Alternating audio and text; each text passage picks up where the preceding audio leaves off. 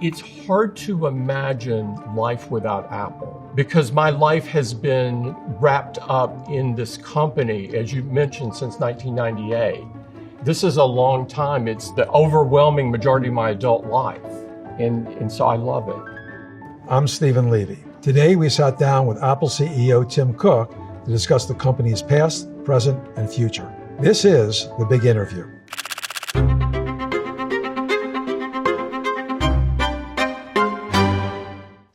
Thank you for doing The Big Interview, Tim. Thank you for being here, Stephen. It's always great to talk to you. Yeah, well, it's great to be at Apple Park. I'm looking at this backdrop. I remember you gave me a tour of this place before people moved in. And what about this place, working in here and having your people in here, is either unexpected or striking? It's promoted collaboration even more than I thought. And that was a key component of the design, as you know. But there's so many places in here that you unexpectedly run into people. You do it at the cafeteria, you do it at the coffee bar, you do it outside when you're going across the pathway. And I think that promotes this unplanned collaboration. And I think it's fantastic. Also, there's a connection here to Steve. You know, of course, we have the theater named after him and think about him all the time, but I can feel him in other spaces in here. He had a perspective that the venue that you worked in was so important to the work. And I think that he's been proven right. You mentioned the theater. When you do product launches now, you do pre-tapes. Are we ever going to see live launches in the Steve Jobs Theater again like we used to? Maybe. The thing that we learned during COVID was, you know, the audience is primarily an online audience. Very few people can fit in the theater. And we wanted to have more people engaged in the announcements itself. And you can do that a lot more productively on tape than you can in live because of the transitions on the stage and so forth. But you don't miss the vibe?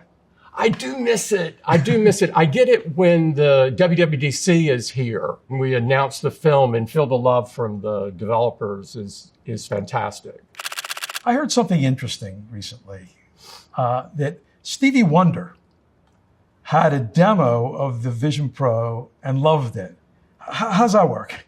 He's a friend of Apple. It's great to get feedback from Stevie. And of course, his artistry is just unparalleled. He's so fantastic. But accessibility was always important for us from designing all of our products. As you know, that's one of the common threads through Apple over time is that we don't bolt on accessibility at the end of the design process. It's embedded in the design process.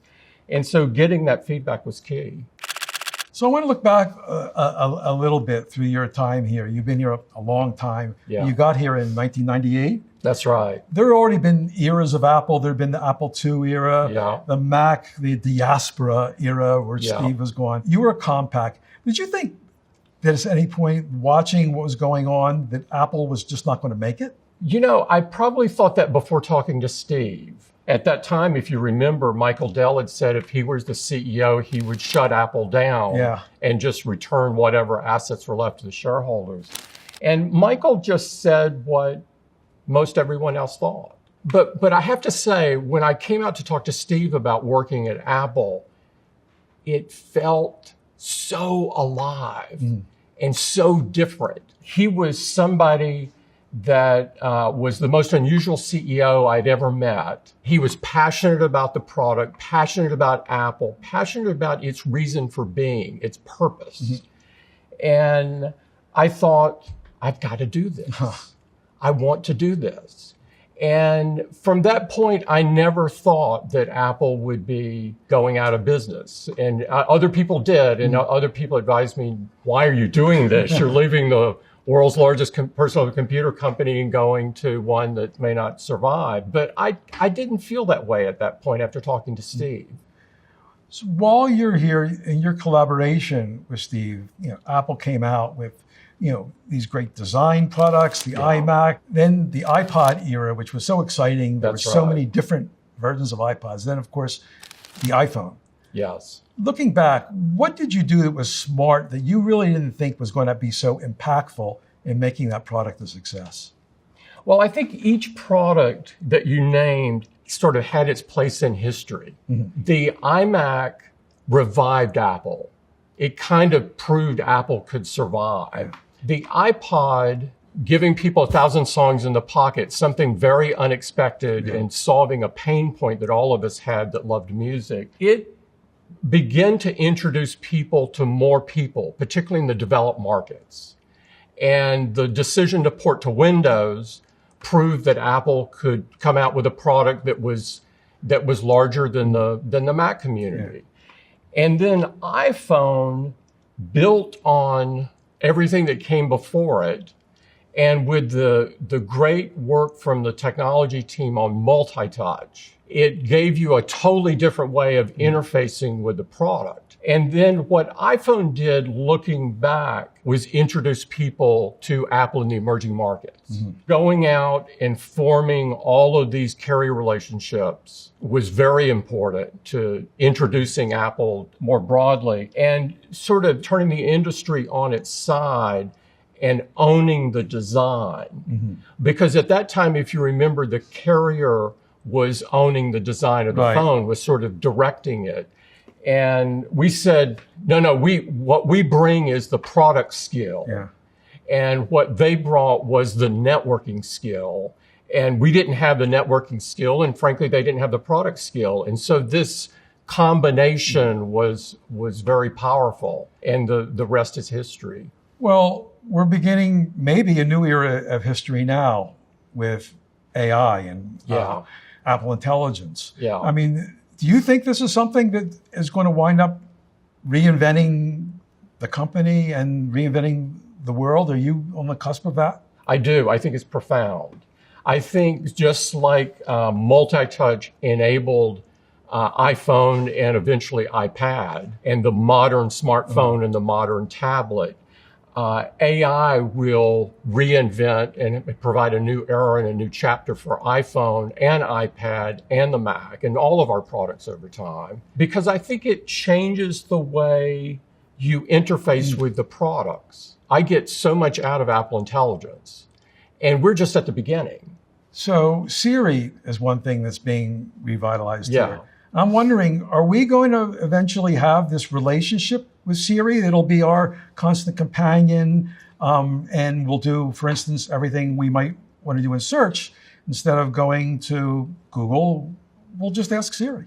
We'll see, but I think I use Siri a lot now. I'm a power user of Siri. Mm. And so I'm some of the 1.5 billion requests that Siri gets every day. So I already have a relationship with Siri, but I think more people will, because Siri will become more personally relevant and be able to take tasks off your plate that you don't have to do, and sort of a multi-step kind of approach that you saw some of the demos do. So I couldn't be more excited about the future of Siri.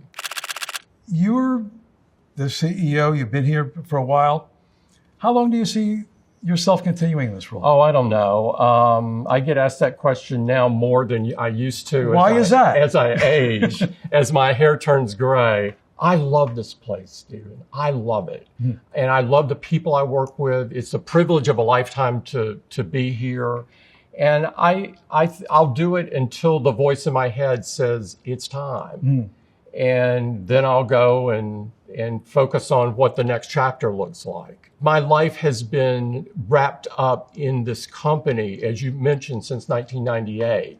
This is a long time. It's the overwhelming majority of my adult life. And so it's tough to envision life without Apple. So one more question. When we were all talking about the tour and things like that, I was also doing a story about the infinite loop, one infinite loop. Yeah. Which used to be the Apple's headquarters. That's right. And you told me that you didn't move into Steve's office. I didn't. After he died. It was preserved. Yes. And that sometimes you would go in there. Yes. And get inspired by being in the surroundings. Yes. Do you still do that? Is that office still preserved? I still do that. The office is still preserved. No one's ever moved in there. And that's been since 2011, as you know. Most of what we do is forward-looking, but I like my connection back to Steve. And I like the company's connection back to Steve because from him emanates our values and our DNA. So I think that connection's important. So Tim, thank you so much for doing the big interview. Thank you. It's so great to spend time with you. As always. I'll bump into you in Palo Alto again. All right. Yeah. In a few days. In a few days. Okay. Thank you. All right.